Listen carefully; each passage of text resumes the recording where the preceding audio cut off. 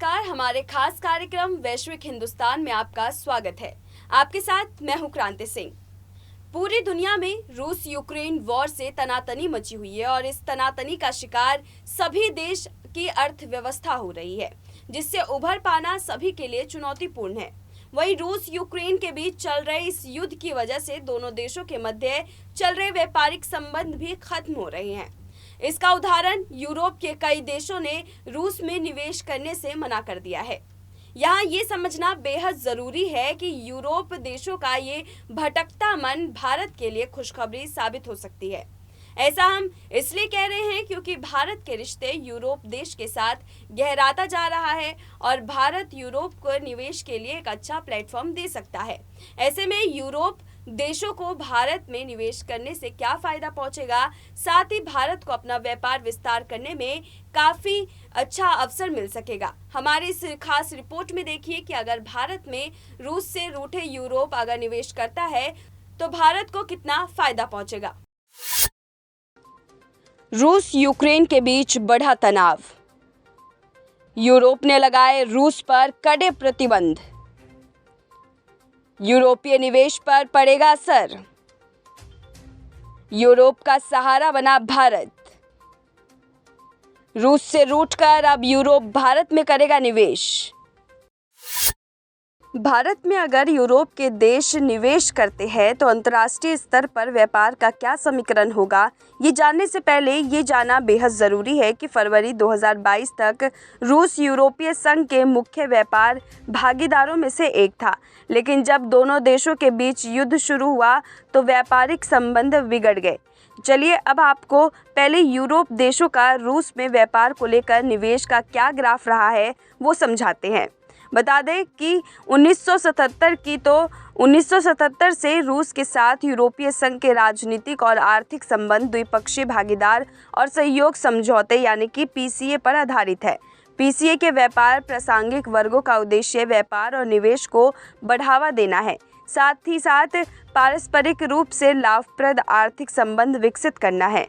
2012 के बाद से जब रूस विश्व व्यापार संगठन में शामिल हुआ, यूरोपीय संघ रूस व्यापार संबंध की WTO बहुपक्षीय नियमों द्वारा तैयार किए गए 2014 के बाद से रूस द्वारा क्रीमिया के अवैध कब्जे और पूर्वी यूक्रेन में इसकी अस्थिर भूमिका ने यूरोपीय संघ रूस संबंधों को गंभीर रूप से प्रभावित किया है। नतीजन व्यापार के क्षेत्र सहित कुछ नीतिगत संवाद और सहयोग के तंत्र को निलंबित कर दिया गया।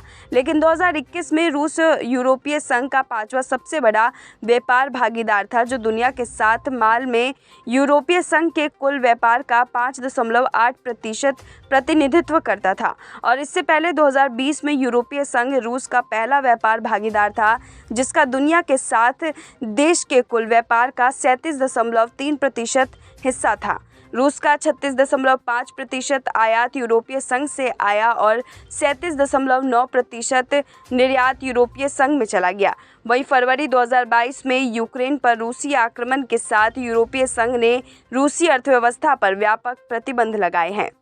आपको बता दें कि यूरोपीय संघ ने विश्व व्यापार संगठन में रूस के खिलाफ 6 विवाद दायर किए हैं, जिनमें लकड़ी के निर्यात प्रतिबंध, एसओई खरीद पर प्रतिबंध, रूस के अत्यधिक आयात शुल्क और हल्के वाणिज्य वाहनों पर रूस के डंपिंग रोधी कर्तव्यों पर।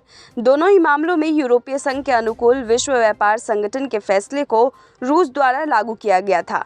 स्वच्छता और फाइटोसैनिटरी आवश्यकता 2014 के आधार पर यूरोपीय संघ के सूअर के मांस पर रूस के प्रतिबंध पर जनवरी 2021 में अनुपालन पैनल का अधिकार समाप्त हो गया और आयातित मोटर वाहनों यानी कि 2013 पर रूस के पुनर्चक्रण शुल्क पर मामला फिलहाल ठंडे बस्ते में है। वहीं संयुक्त राष्ट्र सुरक्षा परिषद में रूस के पास वीटो है, इसीलिए संयुक्त राष्ट्र पर कोई प्रतिबंध नहीं लगाया जा सकता। रूस के खिलाफ पश्चिमी प्रतिबंधों का कुछ प्रभाव हो सकता है, जैसे कि वर्तमान में ईरान में देखा जा सकता है।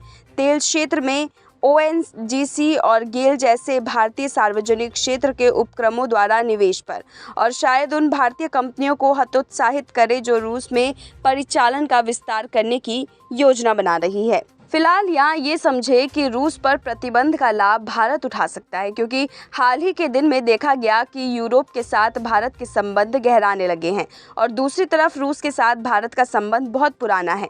ऐतिहासिक दोस्ती को देखते हुए जिन सामानों का निर्यात यूक्रेन ने रोका है या फिर व्यापारिक संबंधों पर जितने प्रतिबंध लगाए गए हैं, उसके निर्यात के लिए रूस अपने पुराने दोस्त भारत को याद करेगा और अगर ऐसा होता है तो भारत में अंतर्राष्ट्रीय बाजार विस्तार हो सकेगा।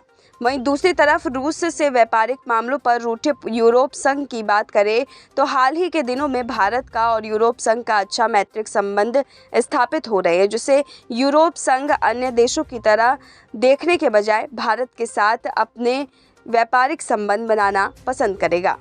दो देशों के बीच चल रहे इस युद्ध का अंतर्राष्ट्रीय व्यापार ग्राफ पर काफी असर देखने को मिल रहा है।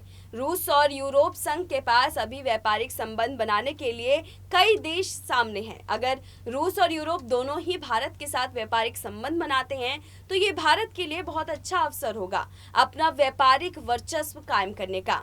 फिलहाल इस कार्यक्रम में बस इतना ही। देश दुनिया की तमाम बड़ी अपडेट से जुड़े रहने के लिए देखते रहिए नेक्स्ट 9 न्यूज़ नेशन।